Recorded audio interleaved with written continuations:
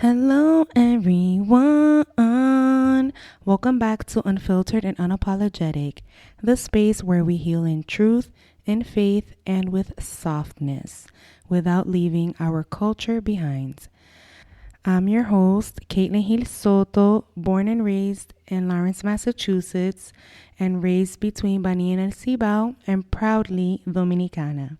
And today I want to talk about something that most people don't realize until much later. Because sometimes you think you really like someone. You think they're special, it's different, there's something about them. And then at some point, you step back and realize it wasn't just them. It was how you felt when you were around them. It was who you were in that dynamic. It was how you showed up. And that realization, it changes everything. Because now you're not just looking at them differently. You're looking at yourself differently. And if this episode hits a little deeper than you expected, don't just sit with it and move on. I have a free guide linked in the show notes, the emotional reset, because a lot of the time you're not confused, you're just disconnected from what you already feel. And that guide helps you slow down and actually hear yourself again. So let's start with you liking who you were when you were with them, because this is the part that people miss. You think you like them, but if you really look at it, you liked who you were when you were around them. You liked that you were more expressive, more open, more giving, more present. You liked how you showed up. You liked the effort you were putting in. You liked the version of you that existed in that space. And that version of you, it felt different. Maybe you felt more confident, more needed, more alive, more connected. And when you felt that, you attached that feeling to them. So now it feels like they made me feel this way, or there's something about them. But if you really break it down, that feeling came from you. You just experienced it through them. And that's why it feels so strong, because you're not just attached to a person, you're attached to a version of yourself. I have the first journal prompt here for you guys. Who was I when I was around them? And what about that version of me felt good? And the affirmation for this question is, I recognize the parts of myself I brought into that connection and begin to reconnect with them within me. And once you see that, the next layer gets even more honest, because it's not that you liked who you were. It's that you were actively trying to be that version of yourself. You were performing more than you realized, because a lot of the time, what you felt wasn't just connection. It was a performance. You were trying to be understood, trying to be chosen, trying to show up the right way, trying to hold things together. And when you're in that space, you're not just being, you're doing. You're giving, you're adjusting, you're showing up in ways that feel meaningful. And that can feel good because it gives you purpose, direction, emotional intensity. It makes you feel like this matters, or I'm invested, or this is something real. But if you're honest, that version of you only shows up when you feel like you have to earn something. And this is where culture comes in, because a lot of us didn't grow up seeing calm love, easy connection, consistent emotional safety. We saw relationships needing effort, sacrifice. You've seen relationships where they had to prove themselves or try holding things together. So now, when you're in something where you're doing a lot, trying a lot, giving a lot, it doesn't feel like pressure. It feels like love. And that's why it's so easy to confuse effort with connection and performance with closeness, because it's familiar. I have another prompt here for you guys. Where in my life do I feel like I have to show up, prove, or give more in order to feel something meaningful? And the affirmation for this question is, I allow myself to experience connection without needing to perform for it. And this is where it shifts even more, because it's not just about the performance. It's about what you became emotionally attached to. You got attached to the feeling, not just the person. Because once you realize it wasn't just about them, you start to see what you were actually holding on to. You weren't just attached to who they were. You were attached to how you felt, how you showed up, the energy you were in, the conversations, the anticipation, the emotional highs, the way you felt when things were good. And those feelings, they felt real. So you connected them to a person. You told yourself, it's them, it's this connection, it's something about them.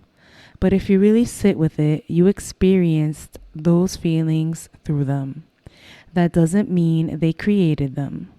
And that's why it's so hard to let go. Because it doesn't feel like you're losing a person.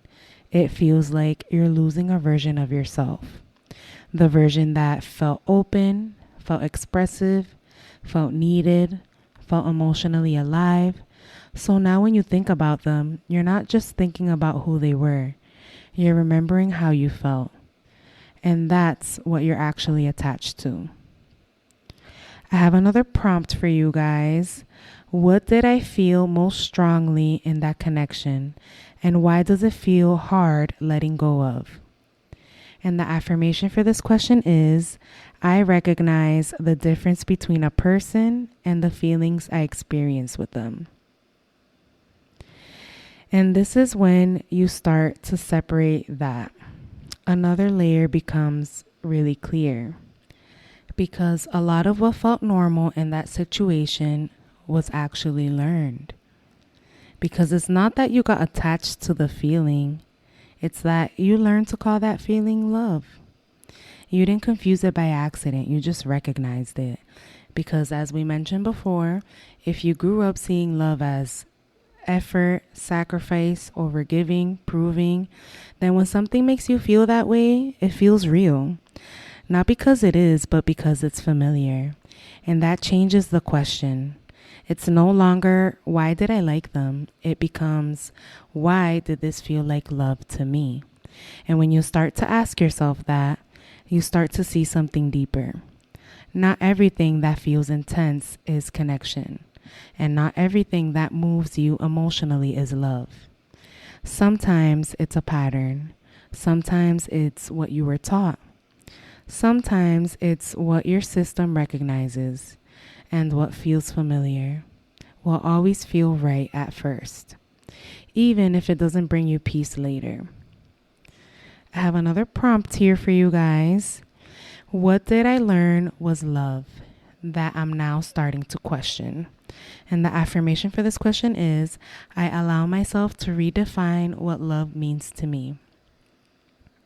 And if what you struggle with most is your mind not slowing down in the moment, I created something for that. It's called Stop Overthinking What to Do Instead. It's simple, practical, and helps you ground yourself when you're in it. Not later, not after, right there in the moment. It also includes an audio you can listen to bring yourself back when everything feels overwhelming. That's linked in the show notes. So now that you see it, don't overcomplicate it. You don't need to analyze everything. You don't need to go back and replay every moment. Just start here. Separate the feeling from the person. Instead of asking, why do I miss them? And ask yourself, what did I feel when I was with them? Was it feeling seen, feeling wanted, feeling more confident, feeling like you had purpose? And then be honest with yourself. That feeling did not belong to them. You just experienced it through them, but it didn't come from them. And once you see that, you stop chasing the person and start understanding the feeling. And that's where things actually begin to shift. Because now the question becomes, how can I start creating that feeling within myself consistently? Not all at once, not perfectly, but intentionally. I have the last journal prompt here for you guys. What did I feel in that connection, and where in my life can I begin creating that feeling for myself? And the affirmation for this question is, I reclaim the way I felt and learned how to give it to myself. So if you take anything from this episode, let it be this. It wasn't just them, and it doesn't mean what you felt wasn't real. It was real, but it wasn't coming from where you thought it was. And once you see that, you stop looking at people like they're the source of something you're missing. You start realizing a lot of what you're looking for, you've already felt before. You just haven't learned how to create it without attaching it to someone else yet. And that's not something you rush. That's something you learn. Now let's end with our usual prayer. Take a deep breath and put your hand on your chest.